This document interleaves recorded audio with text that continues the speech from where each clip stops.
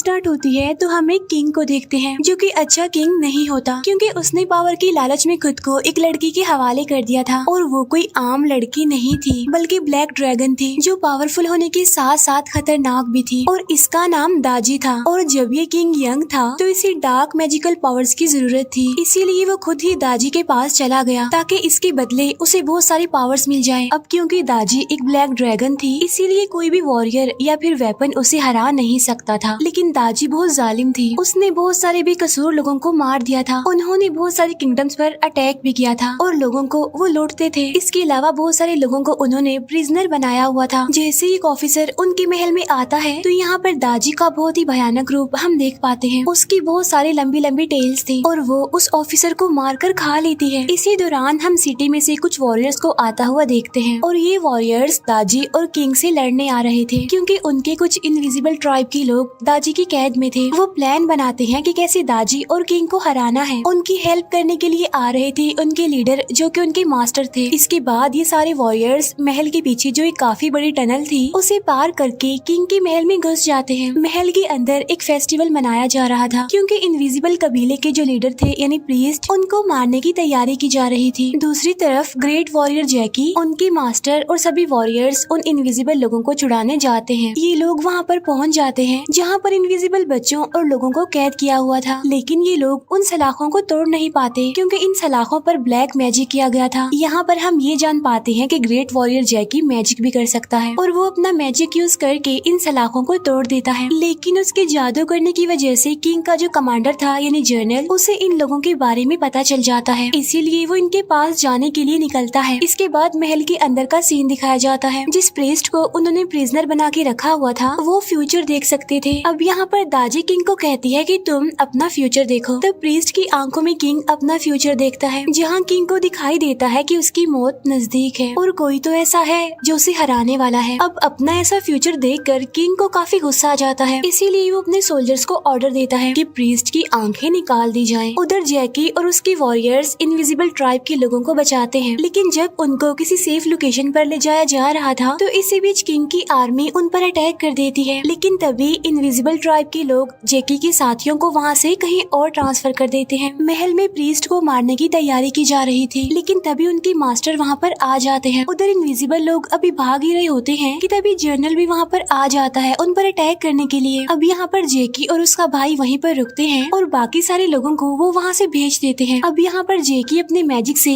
बीच की दीवार गिरा देता है। ऐसा करके वो जनरल और उसके लोगों को दूसरी तरफ कैद कर देता है। इस तरह वो इनविजिबल लोगों को बचा लेता है। महल में दाजी अपने खतरनाक रूप में आ चुकी थी और वो मास्टर को एक कर्स देती है और उनकी पावर्स कम कर देती है, जिसकी वजह से अब मास्टर कमजोर पड़ने लगते हैं। ये देखते हुए वो प्रीस्ट अपनी एक आंख निकाल कर मास्टर को देते हैं ताकि वो ठीक हो जाए, लेकिन दाजी उन्हें ऐसा करते देख लेती है और वो अपनी एक टेल से उस आंख को पकड़ लेती है। तभी जैकी और उसके वॉरियर्स भी वहाँ पर आ जाते हैं और वो किंग की आर्मी से लड़ने लगते हैं। अब यहाँ पर जैकी अपने मैजिक का इस्तेमाल दाजी पर करता है, लेकिन अब वो क्योंकि ज्यादा पावरफुल और खतरनाक थी इसीलिए जैकी उसके सामने टिक नहीं पाता। दाजी और किंग इन लोगों पर भारी पड़ रहे थे, लेकिन तभी उनका एक ग्रेट बर्ड वहाँ पर आकर उन सबको बचाकर वहाँ से ले जाता है। तभी प्रीस्ट अपनी दूसरी आंख निकालकर मास्टर की तरफ फेंकते हैं और फाइनली ये वाली आंख मास्टर को मिल